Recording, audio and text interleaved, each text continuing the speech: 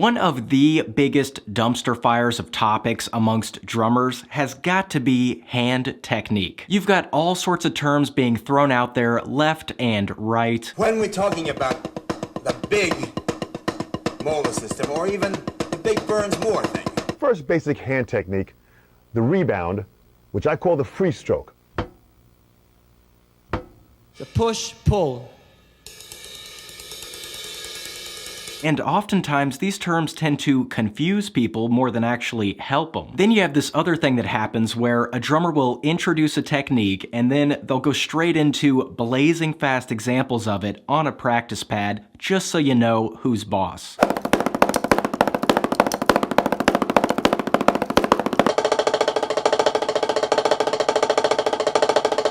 And hey, playing fast on the pad is all well and good, but it doesn't really demonstrate how to use these techniques practically in the real world with actual grooves and fills. So, today, I want to try and condense everything down and present to you a crash course in all things hand technique. I'm going to do my absolute best to break down all the different grips and techniques that you gotta know, and most importantly, show you how they're applied to the kit. And I'm going to try to do all of that without overcomplicating the crap out of everything. Wish me luck. Alright, first up, you gotta know how to hold your sticks. It's really not complicated, just open your hand up, place the stick in the fat of your hand, put your thumb on the stick, and wrap the rest of your fingers around it. This gives you a nice purchase on the stick and allows you to maintain control of it without having to squeeze very hard. Now let's talk about the basic mechanics of how to move the sticks in relation to the surface you're playing on. This is often referred to as grip, and there are two main grips that you need to be familiar with: the German grip and the French grip. German grip is like bouncing a basketball. The hands are positioned over the sticks and you simply move them up and down using the natural hinge at your wrist. French grip, on the other hand, is like twisting a doorknob. You bring your hands inwards and under the sticks and simply rotate your hands back and forth. And a great way to practice each of these grips is to play simple patterns and gradually move them back and forth from the German position to the French. This allows you to feel out how each position works and what different muscle groups they use. And it'll show you that there's a lot of gray area in between those two positions as well. And oftentimes you hear people refer to that gray area in between German and French as American grip. But don't concern yourself too much with all the terms that I'm going to throw at you today. Everyone uses different terms for all of these techniques. The most important thing to focus on is how these grips and these techniques take advantage of your body's natural mechanics so you can stay relaxed and not injure yourself when you play. Now, let's talk about how these grips are used in the real world. Practically speaking, most drummers use some version of German or American grip the majority of the time they play because of their straightforward approach. But there are times when the French grip can come in real handy, namely when you're playing time on the ride cymbal and the hi-hats. Since the ride is offset to the right of the kit, the rotation of the French grip is perfect for keeping your arm nice and relaxed by your side instead of having to move it outwards in order to use German grip. And on the hi-hats, using French grip allows you to move your right hand back towards you a bit more, leaving your left arm more room for your backbeats. And best of all, since French grip puts your hand underneath the stick, it allows you to play a bit lighter on the cymbals, and it gives your fingers more access to the stick, which allows you to play faster groupings of notes more efficiently. Alright, we are chugging right along. We now know how to hold the sticks, and we know the basic mechanics of how they're able to move. Now it's time to talk about the four main techniques used to make the sticks move. And those four techniques are as follows: wrist strokes, finger strokes, whipping strokes, and push-pull.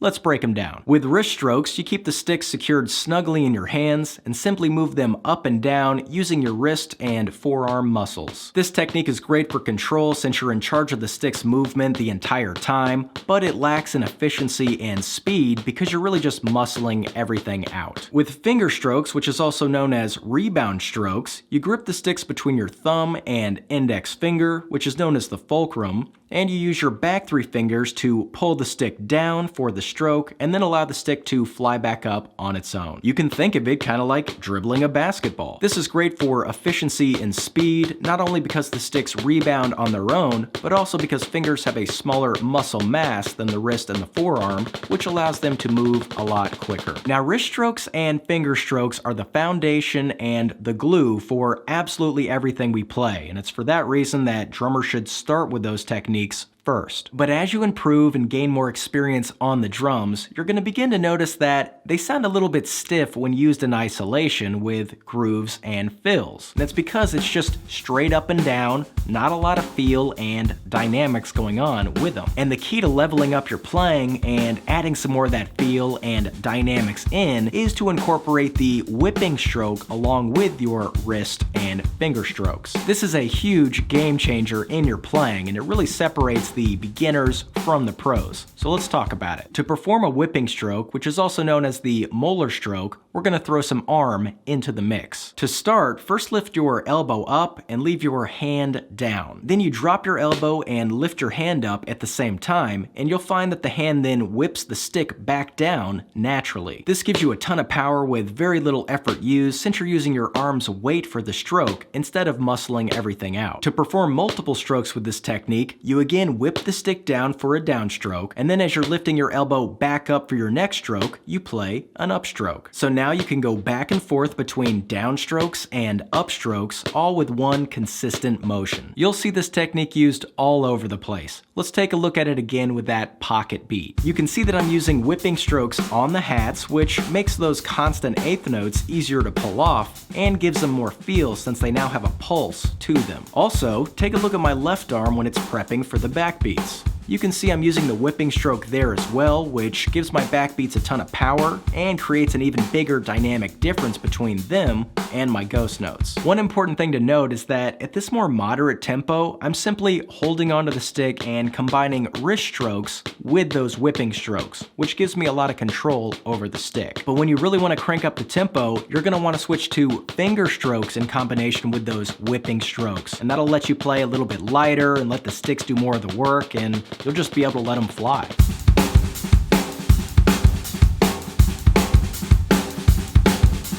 This more finger-focused whipping stroke also works well with those fast 16th note halftime grooves.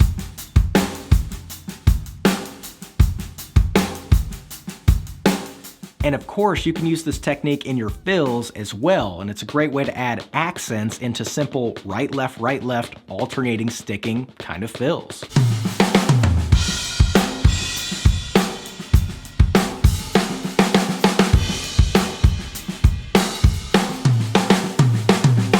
It's also a great way to create drum solos.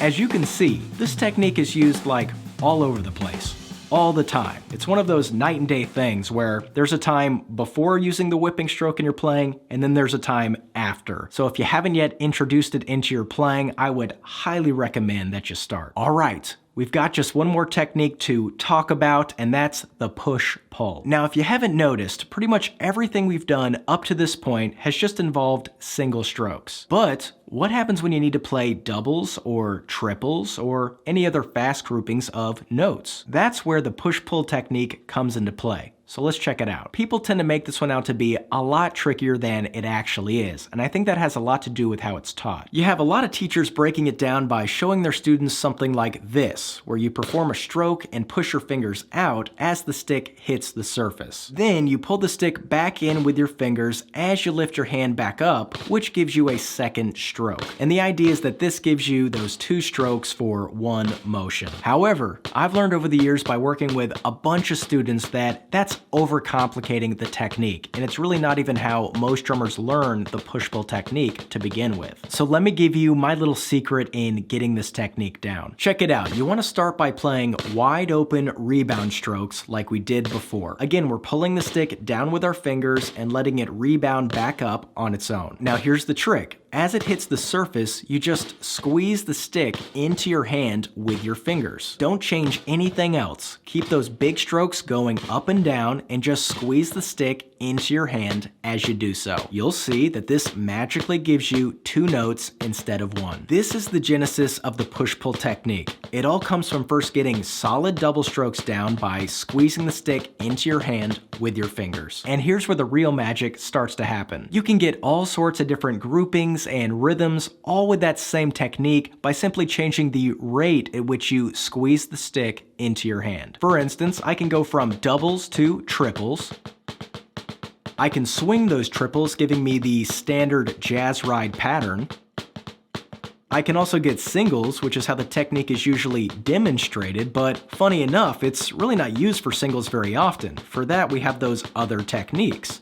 But it does look cool, and it does really look like you're pushing and pulling. And I can also get swung singles like you'd use in shuffles. So now let's put it into practice on the kit. Here it is with a funk groove on the hi-hats. Here it is again on the hi-hats, but this time with a halftime shuffle.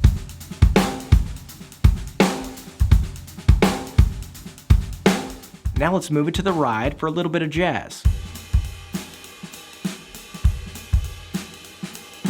And now let's move it to the bell of the ride for a little bit of Latin. And finally, this technique opens you up to a whole new world of rudiments like the double stroke roll, the 6-stroke roll, paradiddles, and flams. And that's just to name a few. And the ability to play all of these different rudiments allows you to add a ton of sauce into your playing.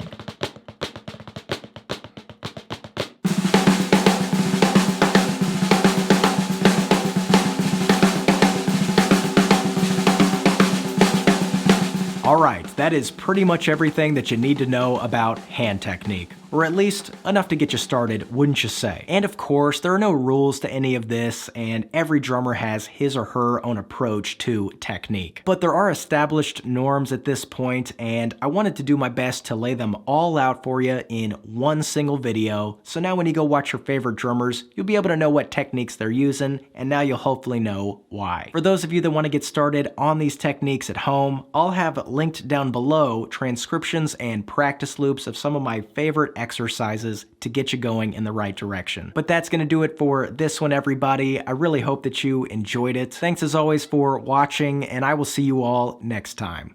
You take it easy. Bye-bye.